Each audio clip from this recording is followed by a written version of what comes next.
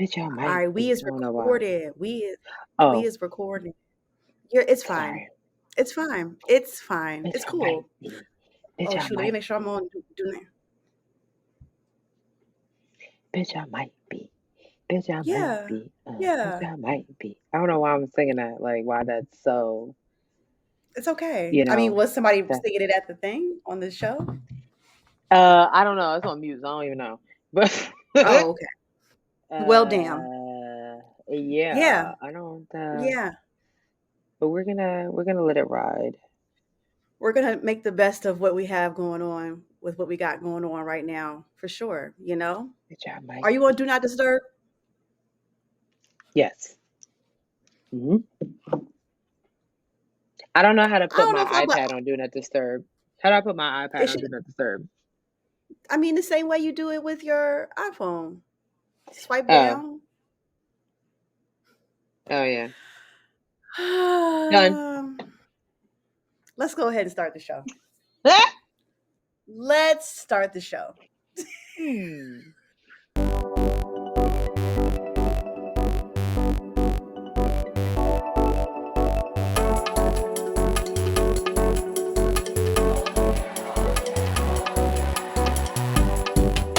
Hey guys, Hey everyone.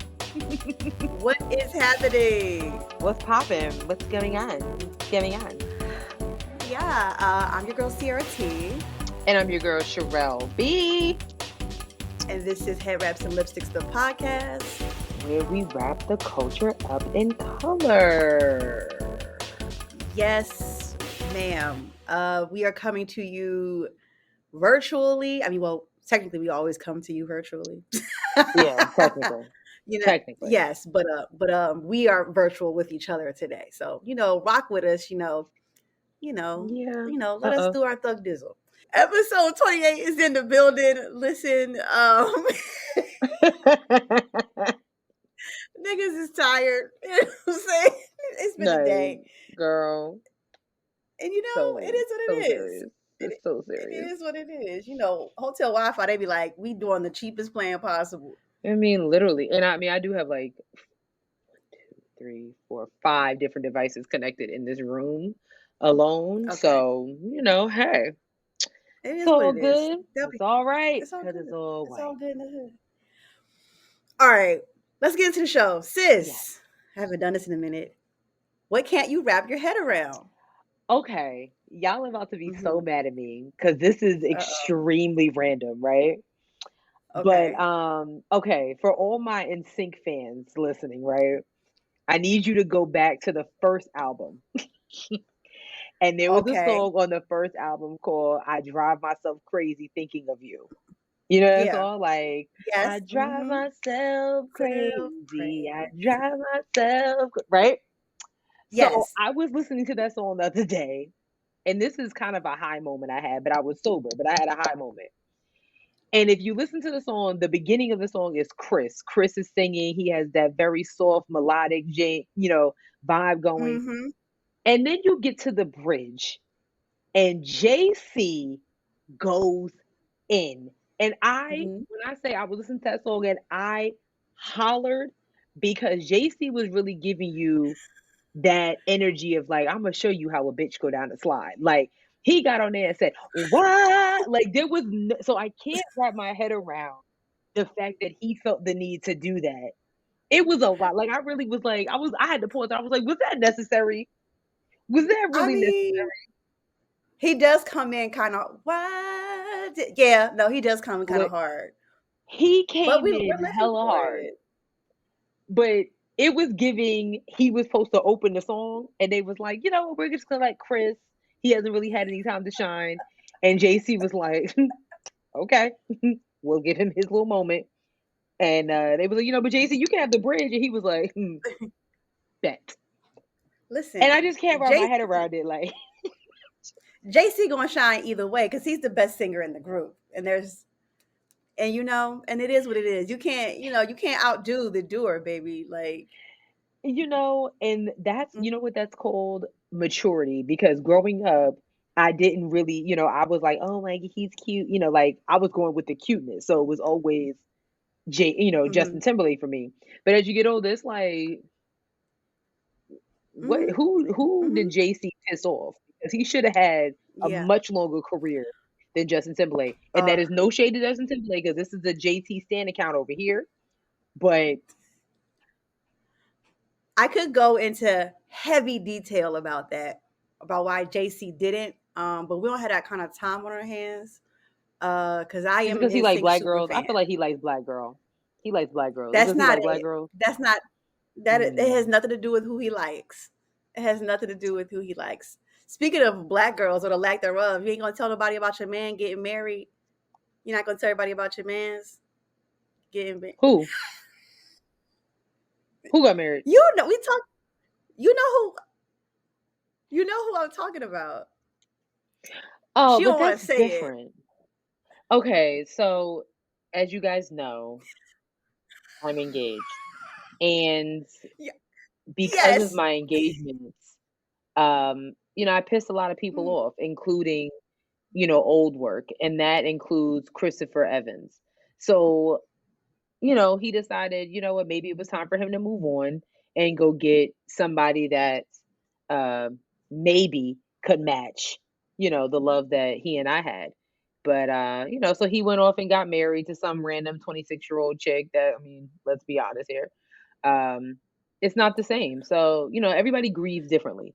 And he's one of the people that, grieves differently. So yeah, I wish him the best, but I'm engaged now. So he was taking too long. So I had to go what was right for me. And what was right for me was to be with Brandon. I can't be with Chris. Mm. So, Yeah. that's just what happens. Like, it is what it is. So I don't know. I Yeah, wish him well though. I do wish him well.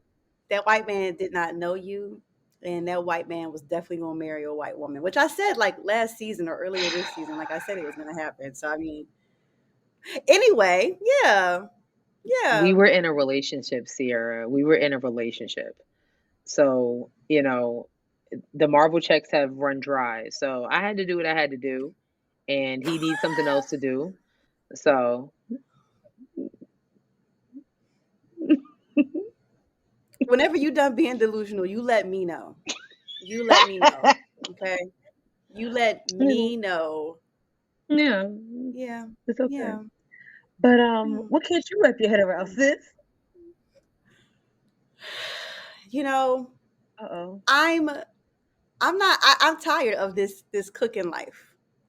I I'm sick and tired. No, let me finish, Sherelle. Let me finish because I came in here the other day, y'all. I've been going to the gym, working out. I've been doing my thug dizzle, y'all. I've really been trying my best, and so I came home after the gym one day. I'm like, let me cook some food.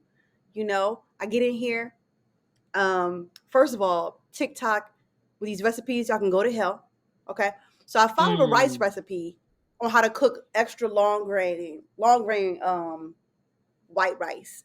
And so the recipe, the initial part of it I had done before, but the one part I hadn't done, which really fucked me up, was she said, let the water come to a boil and let it boil for 10 minutes.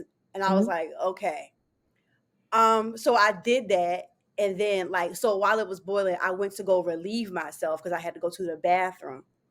Um, and when I came back, there was no more water boiling. And so already I was like, oh, this rice is fucked up. But I put the lid back, Mhm. I put the lid on because like there was no more water. It wasn't boiling anymore. So I put the lid back on, even though I knew the rice was gonna be fucked up. And then I cooked the meat because I was making pepper steak and rice. I cooked the meat and I was like in a haste it was too salty. It was too salty. The meat was too salty. The meat was too salty. But here's the thing, right? So I'm mad about it, right? So that same Mhm. night, I ordered a rice cooker. Okay. The rice cooker was supposed to be delivered today. Amazon says it's delivered. It ain't here. Because usually they take a picture and show you where it's at. It says it was delivered to a safe place. What the fuck does that mean? The What hell does is a that safe mean? place? There's no The picture. safe place should be in my kitchen. And so here I am, riceless, and I'm upset and I'm tired of cooking. And And I think this is lame. I think this is so ghetto. I hate it here. 0 out of 10. It fucking sucks. I have a Yes. question. What are your questions? What are your questions? Go ahead. So when you were why did you have the top on before the water boiled? No, I didn't. She said, let the water Okay. come to a boil. So I let the water come for a boil and then let it boil for 10 minutes. And so that was the Mhm. plan. But when I came from the bathroom, the water Why are we wasn't boiling boiling anymore. Like water? Why are we boiling water for 10 minutes? once the rice was already in it. Yeah, but no. Mm-mm. We don't need to boil water for 10 minutes. Yeah, that lady had you, she did you wrong because you definitely do not need to boil water for that long. Like it should not take water that long, especially if you have an electric stove. Like so a gas stove, maybe. An electric stove, 5 minutes. Put that thing on high heat, you be all right. Listen, it's above me now. Whenever the rice cooker gets here, do I have to put in a damn, hey Amazon, my package was never delivered? Because I did that, and it Yeah. was like, can you wait till tomorrow? No. No, I cannot. No, no, I cannot. Listen, Amazon really So is not Amazoning the way it used to, and somebody needs to have yeah, a discussion about it. yeah, I really should just cancel Prime, but what's the point? What is the Honestly, point? it's not priming Anywho, anymore. it really is not. It really is Mm-mm. not. All right, we're gonna get into these topics. We got a cute little list here for you guys. As always, we're gonna start with politics. You wanna start with Vivek? Sure. So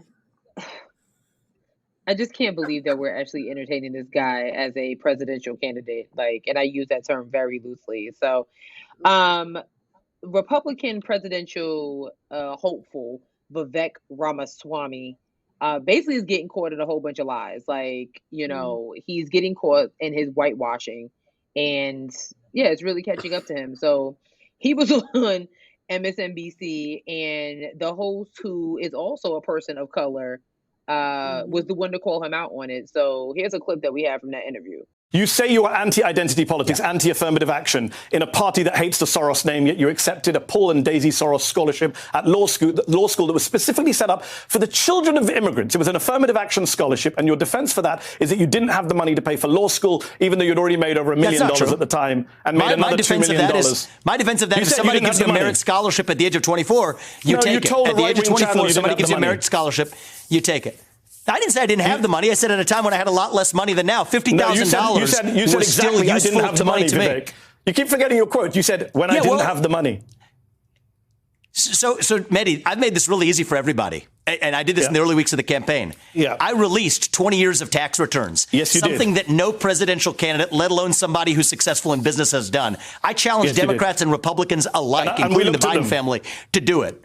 And you know what? I released it so that you could look at them, so we can have an honest conversation. Much. And I appreciate that. The funny thing I've learned, I do appreciate that. It's something Trump should learn from you. Transparency is important. Look, it's already open and everybody can see it. Exactly. We have 2009. But the fact of the matter is, you know what I would advise every 24-year-old should take $50,000. And 2010, you made $750,000. You had the money to pay for law school. You didn't need a Soros affirmative action scholarship that you now criticize. I mean, none of this is worthy, but if you think it is, let's get to the detail. That was actually the first big piece of money. You say you're anti-affirmative action. You took a scholarship for immigrants. I'm anti-affirmative action. So why'd you take a scholarship for the children of immigrants? Which falsehood would you like me to address? The financial one or the one about my views on affirmative action? Because I can go in whichever order you'd like. On the financial piece of it. Not at the time that I had applied for the scholarship that fall. Yes, you did. That December. Yes, you did, Vivek. This is awkward for you because you did. I've got the tax returns in front of my face. No, it's not awkward for you. Yes, on December 31st, when the application for the scholarship was that October. Mehdi, you're wasting your time on childish details in October of that year when I applied for that scholarship. And it was, well, guess what? The bonuses that a hedge fund pays, and it's a shame that, again, you don't have to be an expert on this, but if you're going to spout out, you better know something about it. People pay at a hedge fund the bonuses at the end of a year. And on December 31st, that's when I was paid. I applied for the scholarship that September, and I did not grow up in a wealthy family. Vivek, you made more money the previous year. I made $200,000 pre-tax or whatever it was. No, you didn't. And no, you know didn't. what? Hold on. No, you didn't. You're now telling flat. In 2009, you have my tax returns in front of you. I don't remember what I made in 2009. In 2009, you made $650,000. In 2010, you made less, $450,000. So the argument that you only made the money pre the scholarship, Oh, so now we're bringing tax into it. We've been using gross numbers. Yeah, absolutely. Vivek, you're wrong on this. Go back and check your tax returns. $50,000 obviously makes a big difference. And then you accepted a Soros scholarship for $50,000 when you didn't need it.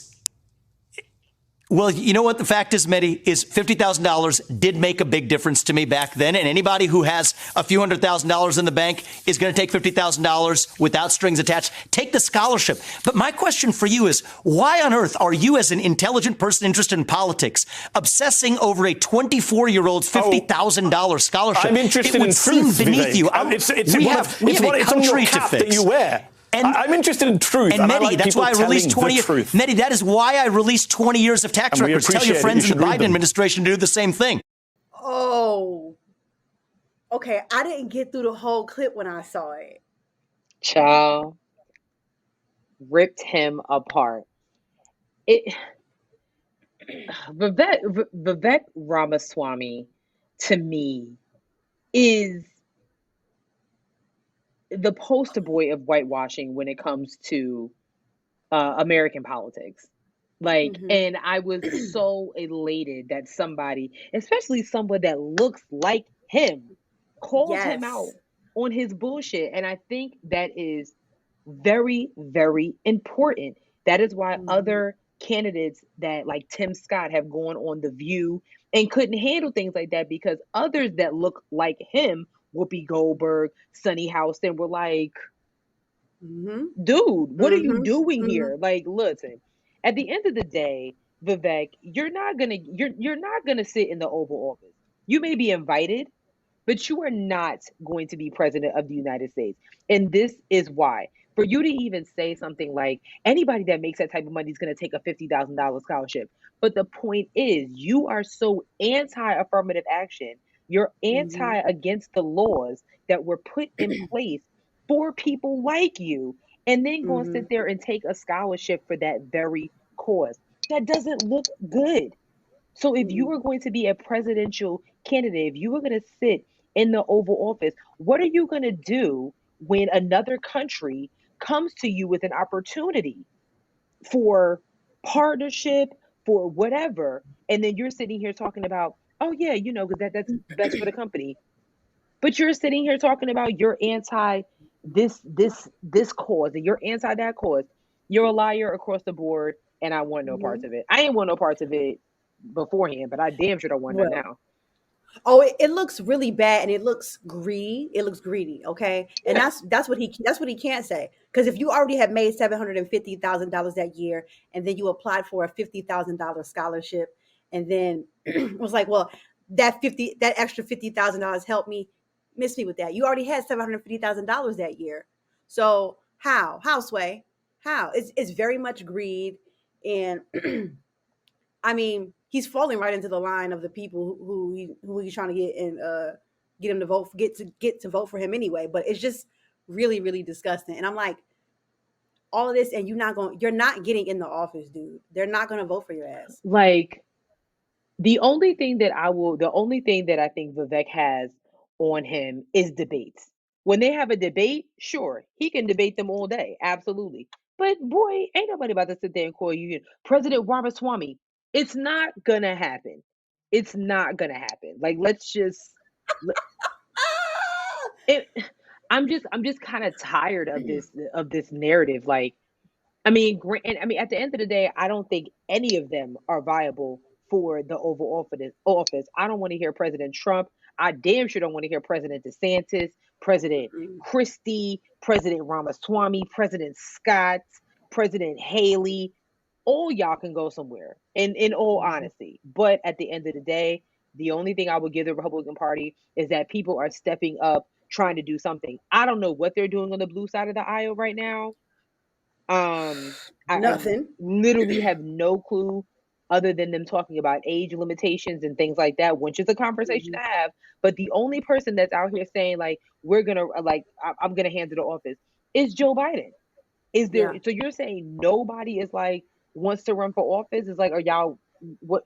I don't know if there's something that's going on that we just don't know about yet. I wonder if, and this is okay. I wonder if like a lot of people who are into politics and are on, who would be considered Democrats, if they're feeling defeated right now because of so many like, I mean, and granted, we remember the year when Trump was running again. It was like 45 niggas running for president that year who were all Republicans, which was crazy. For real. But I can't see personally seeing everything that Joe Biden is up against. That doesn't seem like a job that I would want. And so, you know what I'm saying? I do. And it's interesting Mm-hmm. the fact that Kamala Harris, she sat down for an interview with, I believe it was CBS. I forget. It was with CBS. Oh, Meet the Nation. Mm-hmm. And she literally said that like she is prepared to be commander in chief if necessary, because it's all about the conversations about President Biden's age. He literally will be, if he is reelected in 2024, he will be the oldest sitting president in history. He will be 82 years old. Okay. Kamala Harris will be 56, I believe. So now that there's several conversations about age limitations, especially in regards to president, vice president, and Congress. And that's because we're watching Mitch McConnell win the Butte Challenge, Dianne Feinstein, nobody knows what she got going on, and so on and so forth.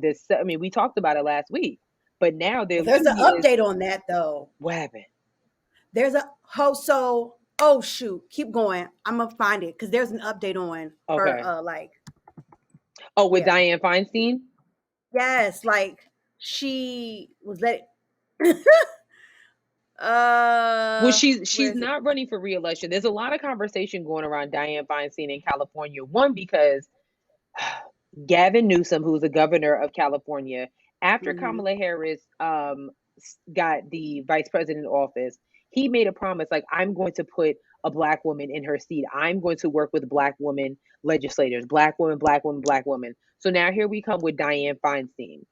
Mm-hmm. People that were running for her seat included Adam Schaaf, Katie Porter, and Barbara Lee. Representative Barbara Lee, is a black woman. She was actually Yeah. like the front runner for that seat. Now, Governor Newsom said that he is not going to pick somebody who is running for that seat. He's going to pick Mm-hmm. an interim person to sit in that seat, meaning Representative Barbara Lee is completely disqualified, which goes against his whole like, you're the one that said that, not the other way around.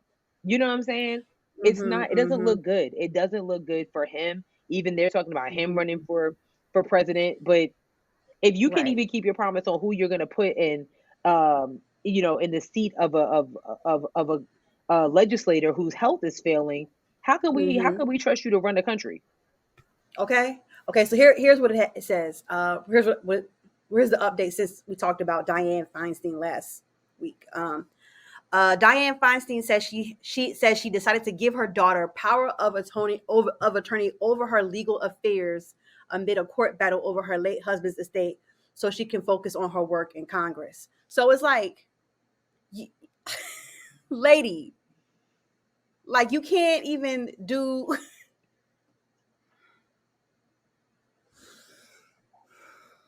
I'm not going to get back on my soapbox like I was last week. Y'all know how I feel about this. I truly believe that there should be term limits, age limits. Sherelle is not even in the camera anymore. Because what? Because I. But that is the problem. That is the conversation with age limitation, because even with what Governor Newsom said, it's like, okay, so you don't want to put somebody who's actually running for office in that seat. However, Dianne Feinstein is still an elected official, meaning she still has a term to finish out. So who are you going to put?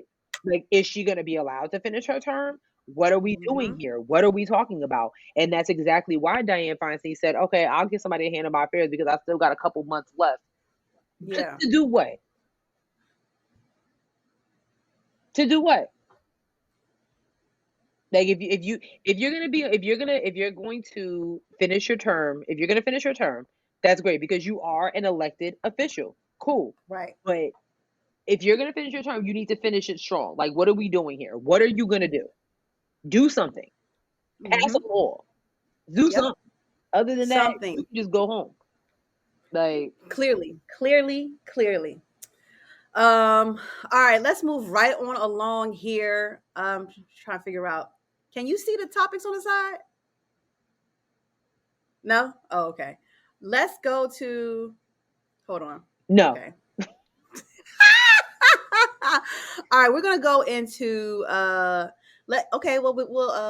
actually we'll go to these two and then we'll get to the local one, okay? White boy tries I wrote this. I'm so sorry, y'all. White boy tries to I'm so sorry. Child. White boy tries to drown a black boy in Massachusetts. Sis, what's the tea on this one? I heard a few things here and there, but I'm not aware of the full case. But it took place at a pool, right? It took place at a pool, and it's definitely racially motivated. So I'm just going to read this from USA Today. The 14-year-old white boy is facing charges including attempted murder after police in Massachusetts say he tried to drown a black teen in a racially motivated attack. This happened in July, and actually, it wasn't in a pool, it was actually at a pond. Where the defendant allegedly called the other boy racial slurs, threw stones at him, and then tried to drown him. Okay. Um, he literally is he indicted I'm sorry, a jury indicted him on a felony charge on August 31st, but he's also been indicted on one count of assault with a dangerous weapon.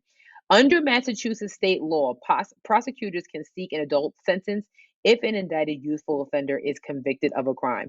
So apparently, according to documents, this is coming from another publication. On the day it took place, two white juveniles called the victim George Floyd. Okay, it's really just They called him George Floyd. Yeah. This was an unprovoked attack, like he was just minding his business. Unprovoked attack. So I'm just going to read this. This is actually from the police report. So, according to the police report, the victim went to the police alone on July 21st and reported two of his friends tried to drown him. So he knew these kids, right? The victim told police that he met the defendant and another boy. Well, let me not say he knew them. Like, at that age, it's like, oh, like we've been kind of talking at the park, so like we're friends now. Yeah. The victim told police that he met the defendant and another boy at the Palm about 3:30 p.m. And while there, the defendant told the other boy to take the victim's bike and ride it into the pond. The victim told the pair that the bike belonged to his brother and said not to ride it, at which time both the suspect and the other juvenile began to throw stones at him. At one point, the victim put on a life jacket because he could not swim and got into the water, and the defendant continued to throw rocks at him, threatened to beat him up, and called him who put a period here? That's bad editing. And called him racial slurs. He did tell them that he was afraid of drowning. He actually told the boys that he could not swim. While all three of them went in the water, the defendant pulled on the life jacket the victim was wearing and submerged him 4 or 5 times, causing breathing distress. The third boy laughed and called the victim George Floyd, and the incident continued when the defendant dove underwater and attempted to pull the victim underwater by his feet. At one point, the defendant allegedly asked the victim if he liked his life. How old were these boys? 14. The incident ended when a victim called for help and a bystander, one of 6 other people on the beach, went into the water and helped him to shore. He actually packed up his things and then left.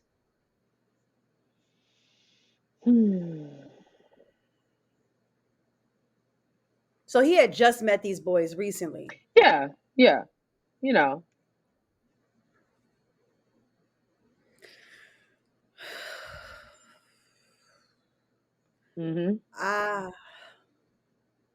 I Now, don't even know what to say. as of yesterday, the teenager is actually out of jail. He bailed out, but hey. Does he get any community service? Right now, he was indicted by a grand jury on charges of attempted murder and assault with a dangerous weapon.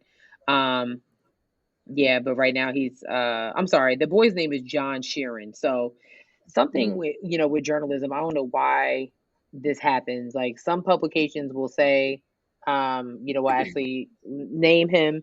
Now, I don't think they're going to name the victim, but they're going to name the assailant. So it's just, it's not good. But to call this young man George Floyd, yeah. So his lawyers actually argued that he would be released pending trial. The judge agreed, of course. Why not? White boy that's just trying to drown black kids. Why not? Let him out. He's good. He has ordering conditions, including GPS monitoring, staying with his father, reporting to probation regularly, and staying away from potential witnesses in the case. This sounds premeditated.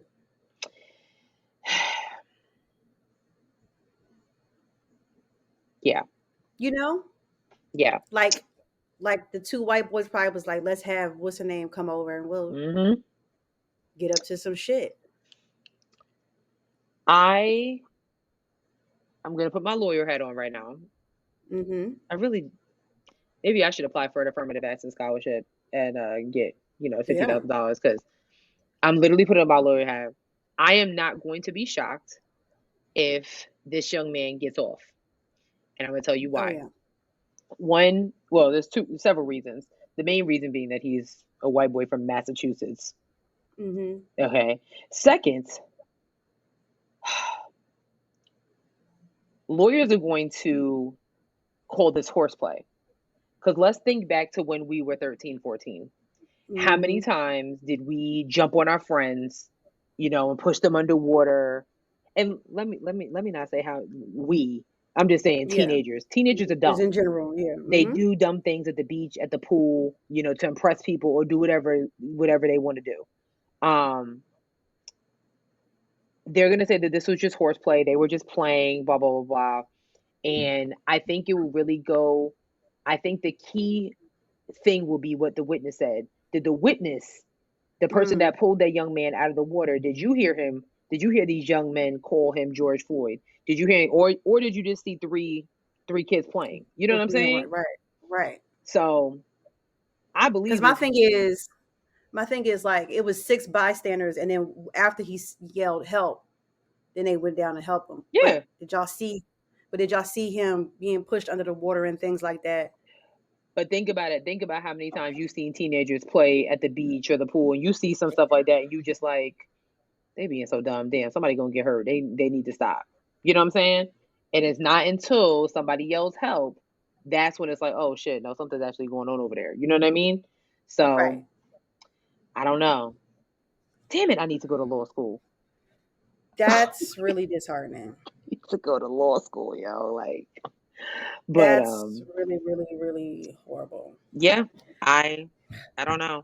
Oh my God, would I be a criminal lawyer if I went to law school? Probably would. Yeah. I don't know if I like that. Probably would. I don't know if I like that. I don't want to get I don't want to get criminals off. I don't want to get criminals off. But I do have to think. I'm putting on my teenager hat. I'm like, I've seen, you know what I'm saying? I used to do dumb things at the pool, the beach with my friends. People don't try to drown me, but Oh, yeah. You know what I'm saying? Like, cause, I'm not really, jumping on me. You see videos. Oh, yeah, no, facts. You see videos of grown-ass people, like, pushing people in the pool and stuff. Don't do that. Don't do that. Don't do that. I don't play that. That's a hard line. Even though I know how to swim, don't do that. Yeah, no, because it's like, things can happen. You know what I'm saying? Like, that's how people get paralyzed. Like, shit happens. You press something, you know what's going on. So, sure. Okay, listen. You know what I'm saying? Real quick.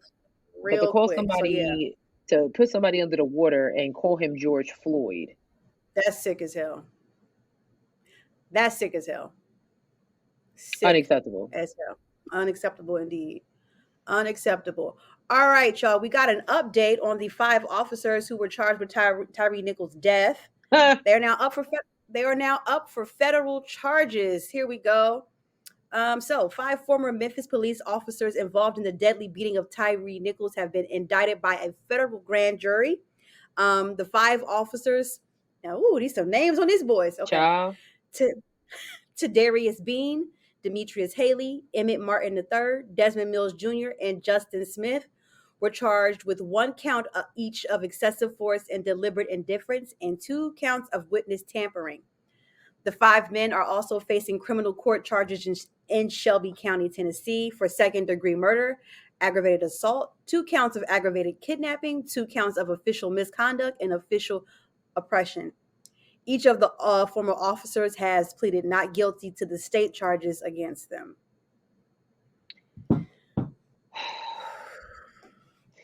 Tennessee is making a mockery out of these 5 black men. Oh, girl. Real bad. I mean, and while I'm loving it, because there was absolutely no reason as to why Tyre Nichols should not be with us right now. Mm-hmm. I can't help but think about the cops that killed Breonna Taylor.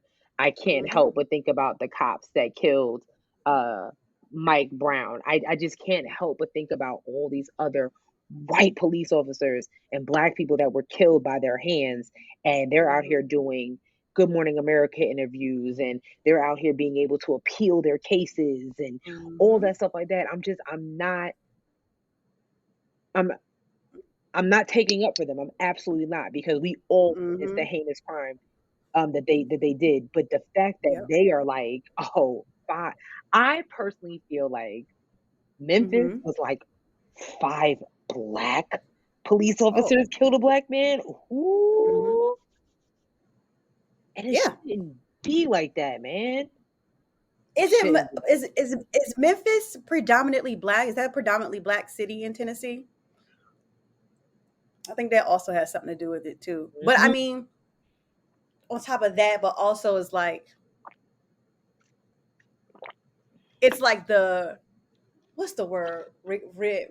Recompense? I don't know if that's the right words, but it's like the, well, y'all want to see justice for cops killing black people, right? Here you go, right. That's what that feels. That's what this feels like. Absolutely. And you know what I'm saying? Like, it's like, yeah, it's like, okay, you want to see some justice done? Here's some justice done.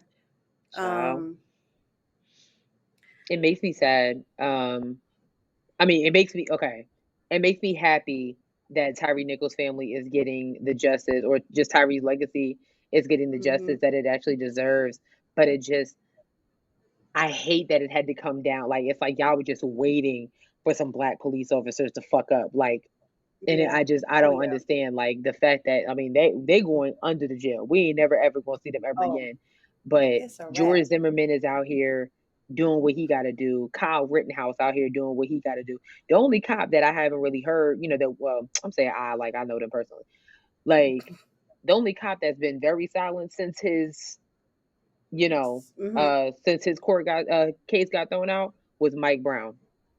That police officer was like, you know what I'm saying? But I hate that, the fact that, like, George Floyd's, killer is still being able to appeal his court case and all that stuff. Yeah. It's like, dude, you are guilty as fuck. Go to jail. Guilty as hell. Yep. You did the crime, so do the time. Point blank, period. It is what it is. Yeah. Sit in jail and reflect on what you could have done in those 9 minutes or so. I'm sorry, was it 8 minutes and something seconds? Yeah. So, this sucks for them. I remember you saying one of them had like a Omega Psi Phi bracelet on it. So I'm also wondering. Ooh, oh my God! I wonder if they were removed. If they were. Shut up. They were kicked out. They were kicked out of the fraternity, and rightfully so. I don't really think, absolutely. I don't think that fraternity would be able to sustain supporting them, because it was just. Police officers have a job to do. Police officers have a job to do. Like, we get that. No one's taking that away from y'all. But there was nothing that was hurt in this case other than your pride. Somebody got away. And it took 5 of you and even more, all y'all just standing around watching this dude just suffer for no reason. There was no reason. So there was literally no way in hell that anybody other than maybe their families can support what's going on. So it is what it is. Oh well, sorry. That's terrible. That's terrible. So now you going to jail for the rest of your life, and your family's going to have to live with it. That's crazy. That's crazy. All right, we're gonna move forward. North Carolina is considering making some changes to a bunch of alcohol laws. Is that correct? Yeah. Sis? We're getting tipsy here in the what is this state called? What is North Carolina called? Yeah.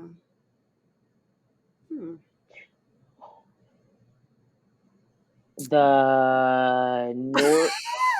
Yeah, what is North Carolina like? I don't know. Like New York is the Big Apple, right? The Empire State. The Empire State, yes. What is Philadelphia? Philly, the city of brotherly love. I mean, okay, no. What is Pennsylvania then? The Keystone State. What is a Keystone? Yo, chill out. No, man, I'm legit asking. No, what's a Keystone? No, take it easy. I'm just asking, like, what is a Keystone? Ain't you supposed to be doing the news right now? Ain't you supposed to be telling us about this? We gonna figure out what North Carolina is like known for. I don't know, but they have some time and they really want to adjust these liquor laws.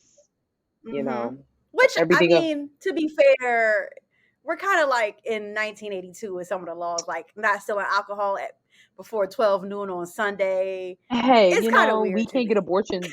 We can't get abortions in the state, but this is a priority. This is a priority. This is a priority. Listen, if I can't, I might as well be able to drink if I can't get the abortion. You know what? Points were made. Points were made. Might as well. All right, what we got? So state lawmakers are considering. This is considering. It's on the table. They're considering several major changes to alcohol laws in North Carolina. This is including ABC store gift cards. I don't see nothing wrong with that. I didn't know that wasn't. I didn't even know that wasn't a thing already. Like I didn't know that you couldn't get gift cards at the ABC store. I had no idea. I really think that's a cheap ass gift, but I'm gonna move on. Like go to the store and get your own damn liquor. I'm not about to get you a gift card. Like delivery of mixed drinks. So basically, like with your food orders, if you want to order a margarita, cool. But you can't order like a Kettle One on the rocks with lime. Like that's not gonna work. Okay. ABC stores could actually be open on New Year's Day, 4th of July, and Labor Day. ABC stores open on Sundays, which I like that. Yeah. Cocktails to go. So if you haven't finished your drink at the restaurant, and you want to put it in one of them styrofoam cups, you can do that. You might be able to do that. Now, I don't know if I agree with that, but go ahead. And then last but certainly not least, happy hours. Did y'all know that happy hours are illegal in North Carolina? I had no idea. Which is funny, though, because they happen. They just don't call them happy hours. Yeah, because I'm like, I've been to several. It's like, oh, yeah, like I know, like, the Kappas used to do a little something, like, on Thursdays. Wait. I mean, Alive After 5 is a happy hour. Like it was definitely a giant happy hour, but I guess you couldn't. Nobody was really enforcing it, though. Nobody was enforcing it. What do we think? I'm cool with all of them except for the one like you can take your drink to go, because that just feels, I don't know. It feels very Vegas. It's just giving permission for drunk driving, if you ask me. That acting a fool out in the streets, nope. I actually do not agree with that one. I feel like if this were to come to pass, I think there'll be certain limitations. Like they'll do like cocktails to go. Like you can't order a margarita to go. Like it's like literally if you're already drinking something at your dinner table and you want to take it to go, cool. But don't sit here and be like, you know what, let me order another round of bee's knees and then put them into no. So I think that they could. But I feel like people gonna make a way around that though. They gonna have a flask in their purse in their pocket. Yeah. Come on. Mm. Come on. I don't know. I just feel like more than anything, having the people like even the carrying like even the taking out of the mixed drinks, like it's still a drink. Yeah. It's still a drink. So I don't know. I'm not too keen on that. Maybe could be my old head showing on me, but I'm not crazy about that piece. I don't know. For me, it's having the ABC stores open on January 1st, July 4th, and Labor Day, especially on January 1st. Like the liquor stores are. Have you ever been to a liquor store on New Year's Eve? It's ridiculous. I haven't actually. It's absurd. Everybody and their mother's in there getting their drink. So it's like they need a day off too. You know what I'm saying? Like if Right. everybody knows that people like to drink on New Year's Eve and New Year's Day. So if Mhm. you can't take your ass to the liquor store on January 30th or January Yeah. 31st. I mean, I'm sorry, December 30th or December 31st. I don't really see a problem. Same with July 4th. Right. Everybody likes to drink on July 4th. So what are you doing on the 2nd and the 3rd that is Mhm. stopping you? So wait, if they pass that one, then those are days that they have to like those are mandatory hours that they have to be open. It Those looks like, days are yeah, it looks mandatory. like, yep. Oh, I thought it was like like if the store itself wanted to be open, it could be. No. Oh, Well, I don't hell know. no. That's a good question.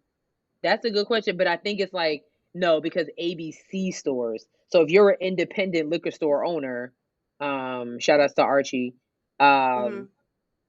then that might be a different situation. But if you work for actual Wait, ABC wait. Spirits, Wait. Hold on. ABC is a government owned entity or something like that. I don't know if it's a government, but it's definitely a French. Like there's AB. Think about the Yeah. last time you saw an independent. I don't think there are independent liquor stores down here because of ABC stores. Hmm. It's not like You're how it is right. up north, the way we grew up. It was like you could literally go Mm, to the corner store that was owned by whoever mm. and get like, Yep. okay, story Mm, time. I was kind of raised in a liquor store. Things make kind of mm-hmm. sense a little bit. My mom used to work in a liquor store when she was pregnant with me, and his name was Archie. He was an older black man who owned a liquor store in the Mm-hmm. neighborhood of Westbury. One of the nicest men you ever want to meet. There's pictures of him Mm-hmm. holding me as a baby, and I used to go in there and like hang out, like hang out with him until I was Jesus like, Christ! Oh my God! Not you hanging out at the ABC's, the liquor store. he Oh was my like God! he was like a grandfather. He would give me I'm weak. he might have a customer. He let me press the button on Mhm. the cash register and put the money in there and keep moving. Oh my So God, Sherelle, what you the know, hell?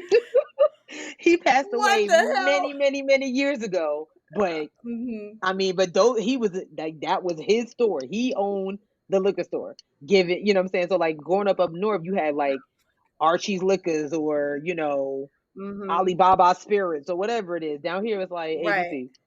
Yeah, so yeah, wait, It really Alcoholic is. Beverage Commission. Yeah. Oh wow. Very, Yeah. very interesting. Well, I mean, I can't wait to see what's going to come. I mean, I don't know. This state's becoming very uptight, so I don't know what. Yeah, that's what I'm saying. Like backwards as hell. So like we can't Shakira's on. We can't get abortions and but we can get liquor. Just you know what? You're already smashed. You want to take that to go? Go ahead. You're driving? Oh, Yeah, okay. go But ahead, abortion, go oh my ahead. God. No, don't kill babies, but you might kill somebody else on the road though. Make it make sense. Mm, mm. Very much interesting. We shall see. Can't wait to It's see gonna be if they interesting. even very interesting. If yeah. Mm. Speaking of interesting, this is gonna be a hard one to get through, y'all. Um, but Danny Masterson gets 30 years. Now, I tried to pull up a picture of him because some of y'all like, who the hell is Danny Masterson? Which, I mean, valid question. Yeah, like, can we talk about it? Yeah. So Danny Masterson is one of the white boys from what was that show? That 70s show. That that 70s show. I'm trying to pull up a picture of him. Let me see if I can. I never watched that show. Did you Here's a watch that show? please. I was a fan at one time. I am so Oh, disgusted in myself. Yes, I was a fan of that 70s show. Okay, here I'll do share screen really quick. They were trying to make a comeback with something called That 90s Show. I was like, all right. Yeah. Okay. So I mean, I tried to find one picture of him. That's okay. I think that's there. You good. go. There we go. So that's Danny Masterson. Did it show up on yours? Why is it still? I can't. So Danny Masterson was charged with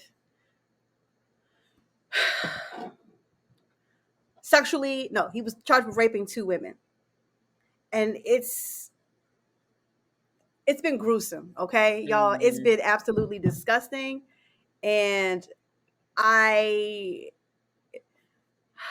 don't even know, like, here, okay. So something that, like, I'm trying to share the other screen. So something that, like, a lot of people have been saying, which I think is very interesting, is like, do you know how absolutely horrible of whatever he had to do was absolutely horrible for a white man to get 30 years? He's a Scientologist.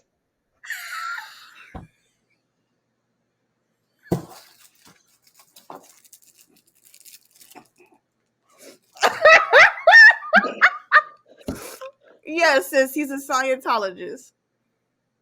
He's a Scientologist. I'm sorry, I'm trying to fix the screen. Sorry, y'all. So I'm gonna read this really quick. So one of his victims released a statement. Let me just give you a rundown. Okay. So the full impact statements from the 3 women who accused Danny Masterson of rape have been released just days after that 70 show star was sentenced to decades in prison. The gut-wrenching accounts from Masterson's accusers shed light into the emotional testimony that helped put him behind bars for 30 years to life. Okay, here we go. Jane Doe number 1, identified only as Jen B, was a second-generation Scientologist like Masterson. They went to Scientology school as kids, and their families were close. It was the only community I knew my whole life until I was raped by Mr. Masterson, Jen said. I didn't choose to be born into Scientology in the ruse, just as I didn't choose to be raped by Danny Masterson. Jen B testified she was raped on her father's birthday in 2003. She dropped her daughter off at her parents' house, met up with a friend who was Masterson's assistant and fellow Scientologist. While there, she said she was drugged and violently raped. Jen B eventually reported the assault to the church, just as their strict policies demanded, and as I was trained to do. 4 years she did what Scientology allegedly told her to do, which included meeting with Masterson. A Scientology executive claimed he would apologize and make a promise to never repeat such a crime on any woman if he would just hear me describe in detail how awful and violent the assault had been for me. I naively believed in the possibility of redemption, and I agreed to speak about the whole ordeal. However, it soon became clear this wasn't real, she told the court, claiming that Masterson laughed and treated the situation as a big joke, showing no genuine remorse with no intention to change. It was heartbreaking, the realization that the defendant's callousness and lack of empathy and everything I said made no difference. And that's just one testament from what Danny has done. And so, listen, we know about, like, the justice system and how it can be very lenient towards white men. But we also know that the justice system sees white women as darlings. However, right? Patriarchy did not hold up as well as Danny probably thought it would, because my man's got 30 years to life in prison, yo. He must have done some, when I say egregious, yeah. And I'm not gonna say too much on that church, but I know that they handle their celebrities with white gloves. There you go. And that's what I'm gonna say on that. Except for Leah Remini, because she has too much to say about. She is like, I don't care what y'all ain't gonna do nothing. What you gonna do? I've been watching all her documentaries, child. Yeah, she is. You know, I love me some Leah Remini as a fan of King of Queens, but child, she the one that's like, she is actually one celebrity that has stood her ground in support of the victims of Danny Masterson. Some of your other faves have just been foul, pun intended, because they don't wash. Yeah, talking about Ashton Kutcher and Mila Kunis, who starred on the 70s show with Danny Masterson, and they are on the list of numerous other celebrities that have come out of the woodworks to support Danny Masterson. And here's what I have to say about like the celebrities that come out in support of their friends. I mean, and we talk about, it's like, I feel like we talk about this like damn near every other week now, because it's like, you should be, you're putting yourself into this crime. You know what I'm saying? Because it's like all these letters, like he was just such a nice person on set, and and okay, anybody can be nice on set, but when he went home, when he left set, you don't know who that man was. Okay, and I'm just so tired of women coming forward with their stories and being made fun of, because it's like, well, blah blah blah blah blah. 3 women? Why would? And my thing is, and this is not to put certain celebrities on a pedestal over others, but why, out of every celebrity in Hollywood, why would they say, you know what? Let's attack Danny Masterson from that 70s show, because he was that prolific of an actor and he has so much to lose. Not he was that pro. Like, he was just so amazing. Oh my gosh. Why don't we get him? Why would they do that? So for Mila Kunis and Ashton Kutcher, it really sucks, because they were kind of held to a higher standard when it comes to celebrities in Hollywood. Their downfall is just really bad right now, because at the end of the day, it's like the fact that you guys wrote a letter to the judge asking for leniency, like, and that's one thing. What are you asking for leniency for him for? What, you gonna let him come stay at your house with your kids or something? You know what I'm saying? Like, girl, I'm confused. I don't get that concept. But then you're gonna apologize like, oh well, we didn't know that was gonna be made public. You shouldn't have wrote it. You shouldn't have wrote it. You are a public figure. Everything you do is gonna be made public. Are you dead ass?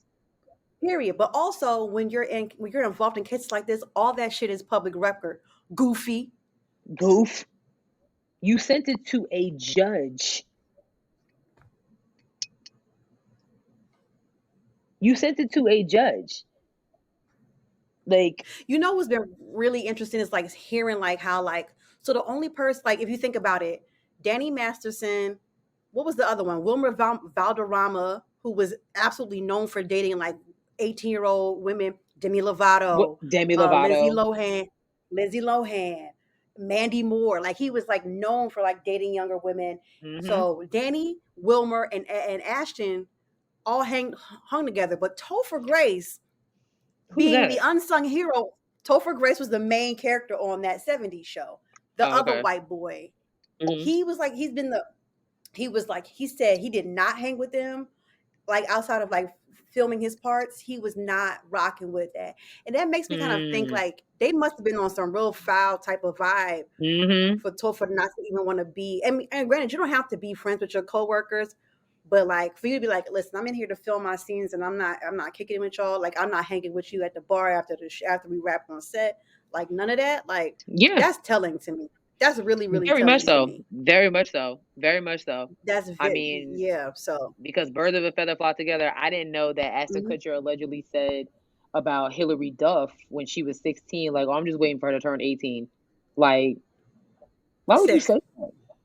But you know what? I'm not even gonna get too much on Ashton Kutcher, because I mean, he was married to a woman that was like 30 years older than him. So you know, when he was married to Demi Moore. So I don't know. It might have been some grooming going on with him, to be very transparent. So he might be. Jesus. He might be. I think there might be a deeper story with Ashton Kutcher a little bit.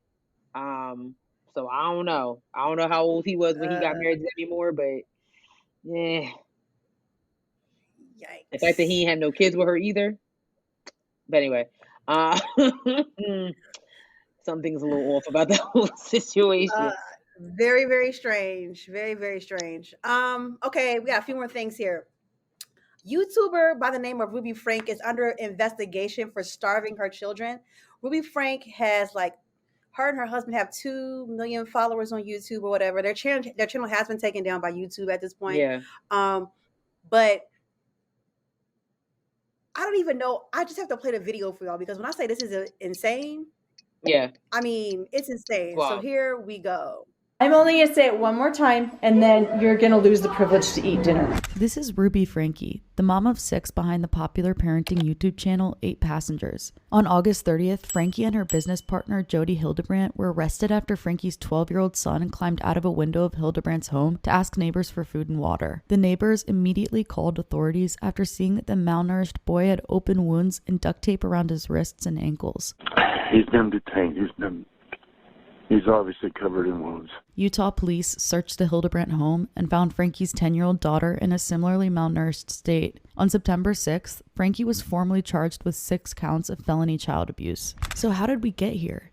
Ruby Frankie had been regularly producing parenting vlogs since 2015. The controversial channel garnered more than 2 million followers before it was taken down by YouTube following the recent abuse charges. But the signs were there all along. My bedroom was taken away for 7 months and then you give it back like a couple weeks ago. Unless you find a friend who's willing to share some of their food with you, I don't think you're gonna be able to eat. We're going to put a pillow and a blanket by the toilet, and you can camp out in the bathroom, okay? If you cut one more thing in my house, I'm going to take the scissors, look at me, and I'm going to cut its head off. Grandma will be so mad! Eve did not pack a lunch today. Hopefully nobody gives her food and nobody steps in and gives her a lunch. Sometimes I have to neglect the kids. And my kids are literally starving. I told the kids, I said, I'm not even going to let you eat breakfast until you get your chores done. This increasingly disturbing and controlling behavior was on display for years, causing backlash from concerned viewers. In 2020, some even created a petition for Child Protective Services to investigate the Frankies. Over the last 4 years, police made at least 15 visits to the Frankies' home, but nothing was done to protect the kids. After she was arrested, Frankie's older daughter Sherry said in an Instagram story, "We've been trying to tell the police and CPS for years about this." The father, Kevin Frankie, claims he had no part in the abuse. You have something in the bag that you would like out. You can pay cash for it. So you learn the value of your items. Or you can do an equivalent value chore to get it back. What's it? And whatever isn't claimed by the end of the day goes in the garbage. So why didn't CPS intervene sooner? It's possible that the family's wealth and race played a role. University of New Hampshire social work professor Vernon Brooks Carter looked at 418 substantiated cases of lack of supervision. Carter found that white kids were more likely to be inadequately supervised by their parents, but African American children under similar circumstances were more than 3 times as likely to be removed from their parents' care. Another study from the Children's Hospital of Philadelphia revealed that between 2010 and 2014, white children were hospitalized for abuse assessment for shorter periods of time than black children, even if their injuries were more significant. So, did the system fail to protect the Frankie kids from what was happening inside because of how the family looked from the outside? Yes. Okay. Yes. Mm-hmm. Mm-hmm. Mm-hmm. I got a lot to say. Okay. Okay. God damn. Okay. Social media, I think, when you get a certain number of followers, turns you into who you really already are. It really shows you. Hello. Okay? And so Ruby Frankie probably was already somebody who was already controlling. then you add this element of putting your children on this social platform with 2 million followers. You feel like you have to maintain this facade or whatever it is. And also, I don't think the dad did not have anything to do with it. The fact that he wasn't like, oh yeah, for sure, yeah, that's very strange that he's not, like, he wasn't arrested too. And they may not have any proof that he did anything. She's the one that was like, "Oh, come with me to my kids." You know what I'm saying? Right. And I also wonder, like, if they were going to school, like, what were teachers saying? And then here's my thing, right? How the kids themselves gonna be saying, we've been calling CPS and the police for years? That's crazy. A lot of kids. Okay, I've called the cops on my parents before, for dumbass reasons though. Like I thought my dad left me one day. He told me he was going to move the car. He took way too long for me, and I called the cops. And so kids call the cops for dumbass reasons because, like, oh, you're mad at your parents, things like that. So sometimes cops be like, "Little boy, get off my phone." I mean, not cops, 911, boy, get off my phone with that nonsense. But I think in this day and age, we've watched way too many situations, just like Ruby Frank's documentaries of kid. I got things to say about people that have these mass-produced families, but anyway, like, and then treating them like shit afterwards. So that content creator that made that video is absolutely, absolutely correct. The system failed the Frankie kids because of the way they looked. Point blank, period. Like, oh wait, your mom's Ruby Frank. Oh my God, I'm such a fan. Da-da-da-da-da. We've even seen movies. We've seen horror movies like that where the cops pull up to the house, and it's like, oh, I'm a huge fan of you. Da-da-da-da-da. Like, you know what? Let's not even worry about this ticket. Let's not worry about it. Yep. And it's dangerous. The fact that I understand parents, disciplining your kids, but to literally be on camera saying like, yeah, like, because you left your lunch, I don't even want you to eat, instead of you taking your ass up there to give your child their lunch. And then saying, I hope nobody gives her food. Yeah, what is that about? What is that about? I have something like what the content creator was saying about, oh no, I'm sorry, what you just said about the teachers not paying attention. It's so interesting that you brought that up. Like, so the reason that we're recording virtually is because I'm in Atlanta for a work event. And today there was a pitch competition for one of our women business owners. And what she does is she told her story of some abuse that she sustained when she was a little girl. And now that she is older, she has a whole business that trains teachers to deal with children like that. She said, people sit there and talk about like, oh, you have overcrowded classrooms, teachers that don't have the materials they need. And that's why you got kids and that's why you have teachers. I mean, look at Charlotte Mecklenburg schools right now, still looking for teachers.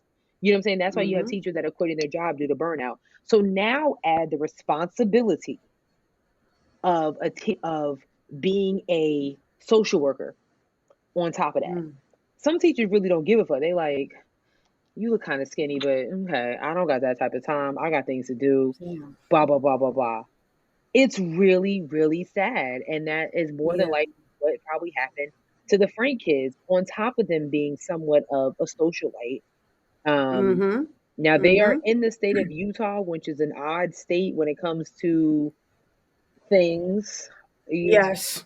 You know what I'm saying? So being that they were in Utah, I was kind of like, it sounds on brand. But it's just, it really sucks that 2 children had to climb out of a window just to get some food and water. But shout outs to whoever took them seriously, because even they could have been like, oh, you're the Frank kids. Like, let me take you guys. No. I need something to eat because I haven't eaten in 8 days. That's ridiculous. I just don't understand. I don't understand. That's why I'm like, for me, like anybody who puts like their children on social media like that, like what's the long game here? What's the long game here? What do you really want from this? Why are you doing this? Did your children say, "Mom, we want to be an on TV family," or do you, as a parent, say, "Oh, I can make money from this"? Point blank, period. I literally just saw, like, I follow this TikToker. She's a fashion one. Had no clue that she had kids. No clue. But she finally made a little video thanks to this trend that's going around. And come to find out, she got 2 kids, and she was like, "Yeah, these are my kids living their best off-camera life." Because she said, "I'm not a parenting content creator. I do fashion. Period. So like, I don't feel the need to bring my kids on this platform." You know what I'm saying? Like, that's just not how it works. And I tip my hat to her for that, because it's like, that's how things get weird. Yes. That's how things get weird. Like, and there's not a lack of pedophiles on the internet. And I'll say it for the rest of my life: keep your goddamn kids off the internet. Listen, the fact that, what's the name? Krishan, Blueface baby. The fact that her child already has a Instagram page is disgusting. But to bring it up a notch, the fact that this newborn baby that hasn't been alive for 2 weeks already has like 700 something thousand followers. Sometimes I can't blame the creator. Sometimes I can't. I have had numerous, I don't want to say friends, but just people that I know start pages for their children and was like, "Oh, follow." And I said, "Absolutely not." For what? I'm not following your 4-year-old child. I'm not following your 4-month-old baby. I'm not doing that. Like, TikTok, I see certain, there's this one baby I see sometimes. Obviously, their parent does a voiceover like, "Hey, what's up, shitheads? Come see what my servants made me for breakfast this morning." That's fine. Like, that's fine, because you know good and damn what. It's just, I don't know. I'm still not following it, but it's weird to me. It's very, very, very weird, and I think it's strange, and I don't find it a genuine. I don't know. It doesn't come off. Whenever I see somebody with like a page for their child, or it's like a family page, I'm like, this is some weird shit. You know what? We can have a whole nother conversation there. It's some weird shit. Anyway, she's going to jail. Bye, girl. Bye, bitch. Now you want to cry? Here. Now you want to cry? Don't cry now. Don't cry now. Yeah, no. Imagine your children, they was crying when they was hungry. Oh, God. Okay. I feel so bad for those kids. That's horrible. Talking about, we've been calling the cops. Child, don't play with me. And the cops need to be fired. Like, who'd you call? Who'd you talk to? Who came to the house? Oh, y'all. I bet you was probably no black people in that neighborhood. I mean, Utah. It couldn't have been. Yeah, Utah. They're like, "Do you see Bobby Ray? He is skinny as fuck." Right, like, come here. Right, because the black person be like, "Come here. Where your mama at?" First of all, I see you, Bobby Ray. Come here. Where your mama at? Bobby Ray, come here. What's good with you? You okay? What's this shit on your arms? What's going on? Yeah. Why you look like that? Investigate. Especially black women. Black women are born investigators. Okay. Straight up, they gonna bring you in the house. You going like, while I'm cooking you a whole turkey dinner, you gonna tell me the whole situation. I'm just like, yes, yes. And she did what? Okay. You ain't ate how long? While I'm recording this stuff. Okay, well, exactly. I'm gonna make you this sandwich, and let me go make a phone call real quick. Period. Then we'll let you know that your mama is here. Okay. Child, please. But Utah. I don't know. Very weird. That's what a lot of the cults and stuff be at, I think. So them, and then the other ones with the the Mormons? Where they be all married. Yes, or the ones where they all be married to the pastor or something. Yeah, wow. Mormons. Yep. I cannot. Okay, we're gonna keep. Because there's not a shortage of documentaries on some weird cult shit happening in Utah. I never understood why there's an NBA team out there. But anyways. Okay, here we go. Tyrese and DJ Envy exchanged some words on the Breakfast Club recently. I'm going to play this little clip. Here we go. You were? How convenient to step back. What you mean? I never stepped back from you. From you. It's right. You should have. But I never talked to your wife in a disrespectful manner, and you talked to mine in a disrespectful manner. Oh. And I never told nobody that. Even when you were on, and you could say you were on those psych meds, and you could say that you weren't. What you mean? But as a man, some of the things that you said, Tyrese, deserve me to box your mouth. Whoa, and I didn't. No, we were talking because this is something that I never wanted to say. And since he wants to be, well, why Envy? I'm telling him why. You said disrespectful shit to my wife. What do you say? It's neither here nor there. To the point where my wife doesn't call you back anymore. And to the point when you started talking to psych meds, me and my wife had a conversation and said, well, maybe Tyrese was on those medicines when he said it. But if you ever text me and my wife, you can't text me because I just unblocked you probably about a month ago when me and Charlamagne was talking, and he told me that you were on the psych meds and this is what it was. This was longer than a month ago. Yeah, that's what made me unblock you. So that was the reason why I stopped talking to you and will not reach out to you anymore. Was that the clip that you wanted to? Yeah, I know. Okay. I know. It's a long clip. I watched the whole thing. You did. I did. I watched the whole thing. I'm gonna be honest. I think the Breakfast Club has kind of taken a little bit of a turn in a good way. I know y'all don't like Just So Hilarious, but I think she is an amazing addition to that crew. I'm like, when is she getting a contract? Because I'm not understanding. But the conversation between Envy and Tyrese, I thought was okay. Wait, because you watched the whole thing. So how do we get here? How do we get to this light skinned nigga saying to Tyrese, I need to box your mouth? So first of all, I would have jumped on. Who the fuck is you talking to? Listen, you know Tyrese has came a very long way. Okay, real quick. I'm gonna make it quick. I'm gonna make it quick. So apparently, Tyrese was very instrumental in getting DJ Envy and his wife back together after DJ Envy cheated on his wife with Erica Mena. Yes, that was a whole thing a couple years ago. He cheated on his wife with Erica Mena. Word got out. Tyrese called DJ Envy and was like, "What's good with you? Like, what are you doing? Like, why are you cheating on your wife? ABC XYZ." To the point where he was like a counselor to them and getting them back together. He flew into New York. He paid for like a violinist to get them to dinner, sat with them at dinner. This was all on this episode. Tyrese and DJ Envy was like, all this stuff. DJ Envy never denied it. He was like, yeah, you were.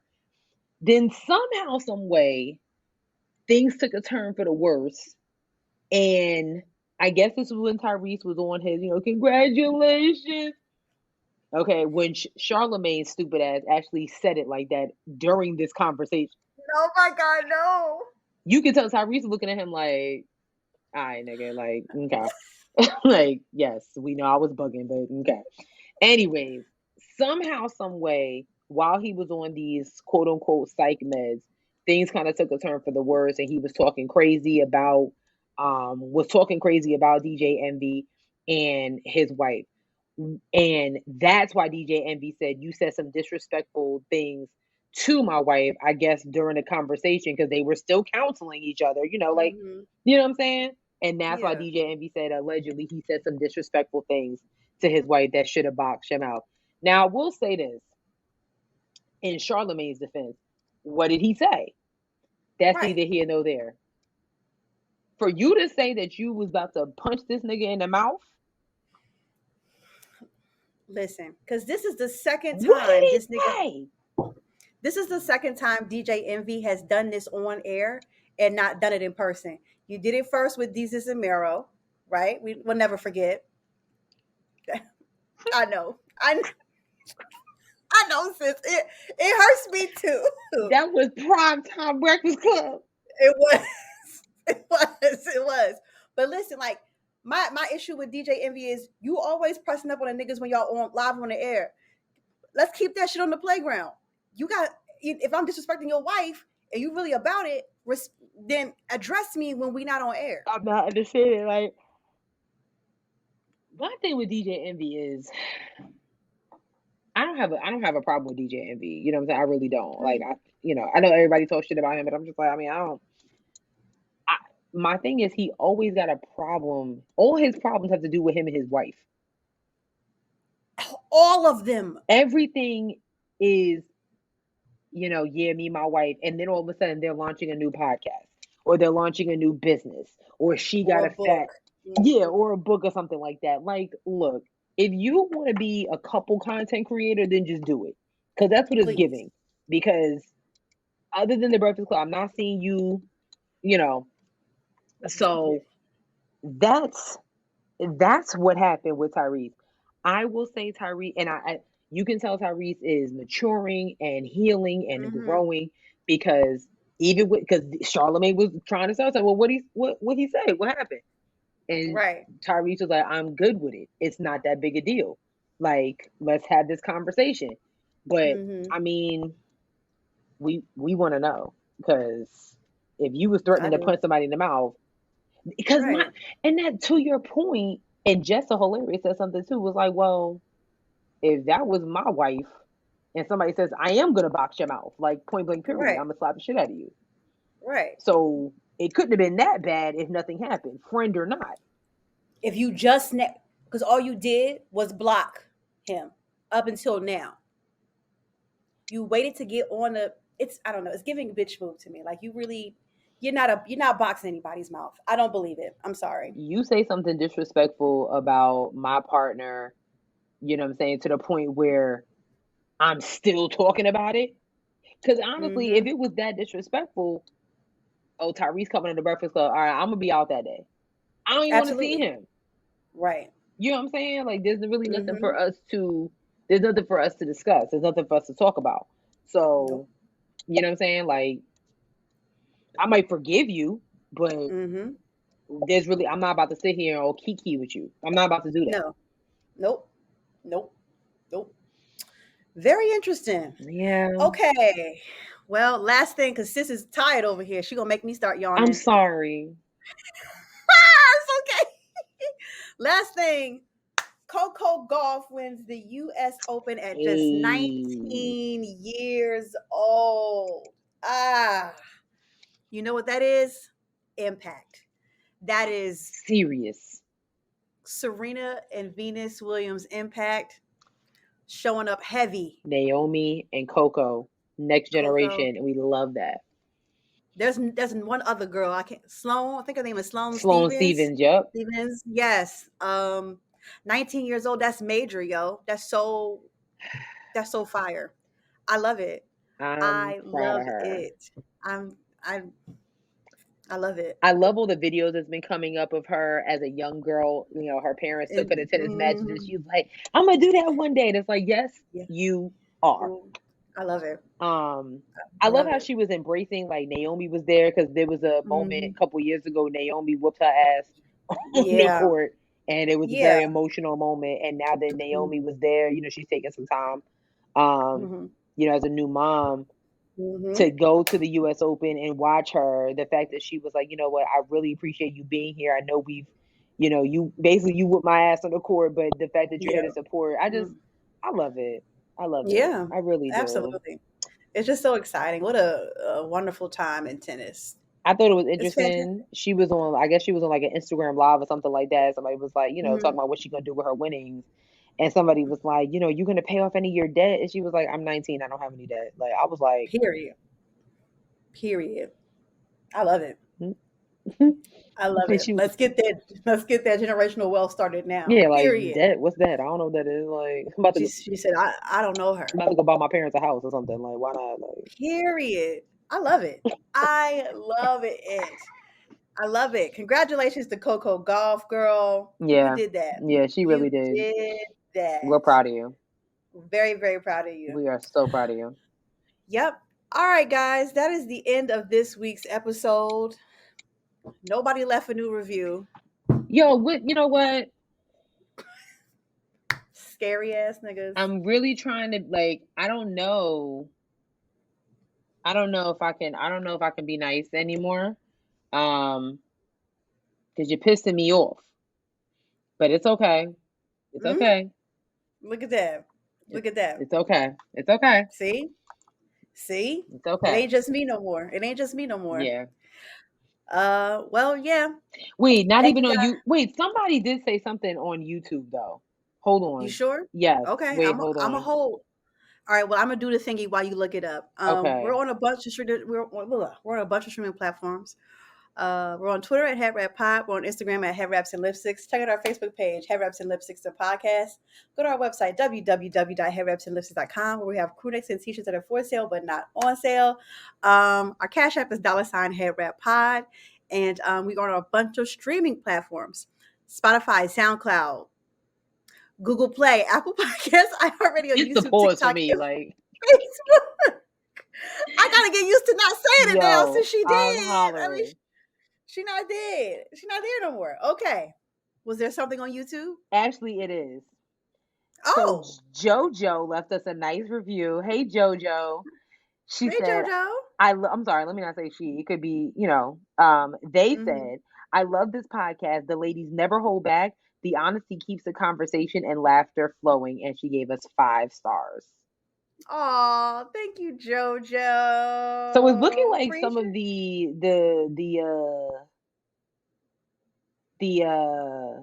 reviews is coming on YouTube, which is cool. Yeah, that's fine. Y'all can put them there. I know a lot of Android users have an issue with whatever. Yeah, So the issue is just have yeah. an iPhone.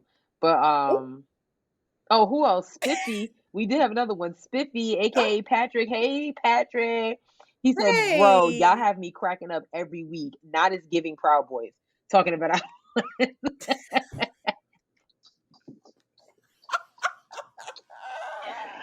Oh snap! It was. Oh God! All right, sis. What is your joke this week? Okay, I'm sleepy, y'all, but I do have one. Okay. Why was Cinderella so bad at soccer?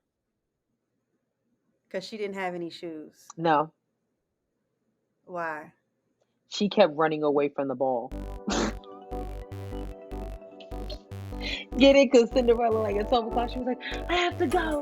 And she left. So she was running away from the ball. I got it. Yeah. Oh. That makes me want to watch Cinderella with Brandy. Like, the prince is having a ball. Okay. We'll see y'all next week. Bye. Tragic. Tragic. Absolutely tragic. Tragic.